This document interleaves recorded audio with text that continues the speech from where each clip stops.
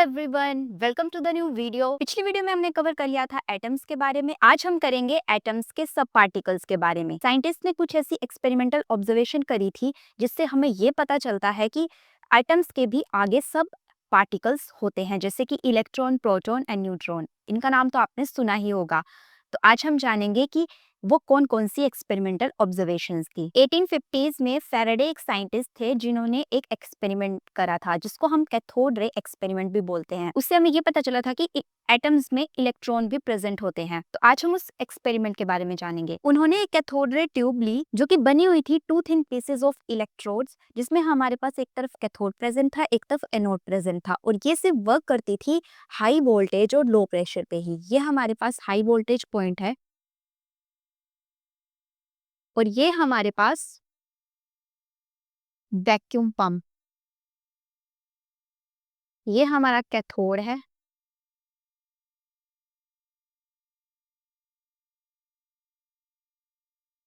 फिर जब उन्होंने हाई वोल्टेज अप्लाई करी इस ट्यूब में, तो यहाँ से जब उन्होंने ऐसे देखा नॉर्मली, तो यहाँ पर कुछ भी उनको बीच में सेंटर में पार्टिकल्स नहीं दिख रहे थे। लेकिन जैसे उन्होंने हाई वोल्टेज अप्लाई करी इस ट्यूब में, तो यहाँ से कुछ उनको नेगेटिव पार्ट से कुछ उनको एक रेज जो है वो चलती दिखाई दी, जो कि एनोड की तरफ को जा रही थी। मींस नेगेटिव से पॉजिटिव की तरफ को जा रही थी, जिसको उन्होंने नाम दे दिया कैथोड रे का। फर्दर इस चीज को कंफर्म करने के लिए उन्होंने एनोड पे जिंक सल्फाइड की कोटिंग कर दी। तो फिर जैसे ही यहाँ से रेज जिंक सल्फाइड के ऊपर टकराई, तो यहाँ पर एक ब्राइट सा उनको स्पॉट दिखा, जिससे उनको पता चला कि यहाँ नेगेटिव टर्मिनल से कुछ तो ऐसा रिलीज हुआ है जिससे जो कि एनोड की तरफ को अट्रैक्ट हो रहा है। मींस नेगेटिव से ऐसा कुछ आया है जो पॉजिटिव की तरफ को जा रहा है। तो फिर उन्होंने कुछ ऑब्जर्वेशन की। सबसे पहले की जो कैथोड रेज है वो कैथोड से निकलकर एनोड की तरफ को मूव करती हैं, और सेकेंडली की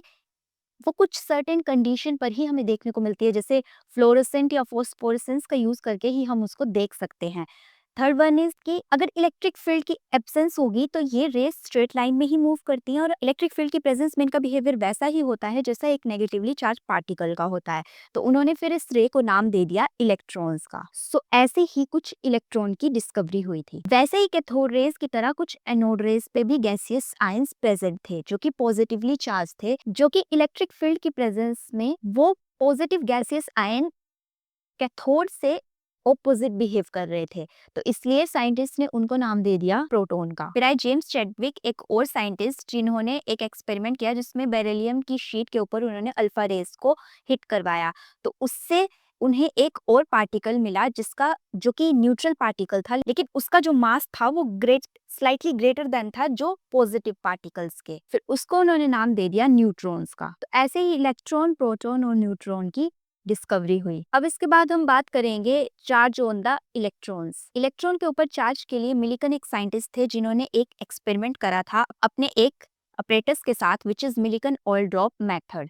तो उन्होंने एक सिलेंडर की तरह अपरेटस लिया था जिसमें उन्होंने ऑयल की ड्रॉप्स को रखा था सबसे ऊपर। उसके बाद उन्होंने यहाँ पर एक पॉजिटिव चार्ज प्लेट लगाई थी, फिर नीचे यहाँ पर नेगेटिव चार्ज प्लेट लगाई थी। इस तरफ को यहाँ पर टेलीस्कोप लगाया था, यहाँ से एक्सरे का सोर्स दिया था, और यहाँ पर जो पॉजिटिव चार्ज प्लेट थी उसके ऊपर एक होल बनाया था। एटमाइजर से यहाँ पर ऑयल ड्रॉपलेट्स आती हैं बहुत सारी। सो ऐसे ही डिस्कवरी हुई थी इलेक्ट्रॉन, प्रोटॉन और न्यूट्रॉन की। अब नेक्स्ट हम करेंगे atomic model, which is very important topic. So मिलते हैं नेक्स्ट वीडियो में, तब तक के लिए keep exploring and learning Gyan with विज्ञान।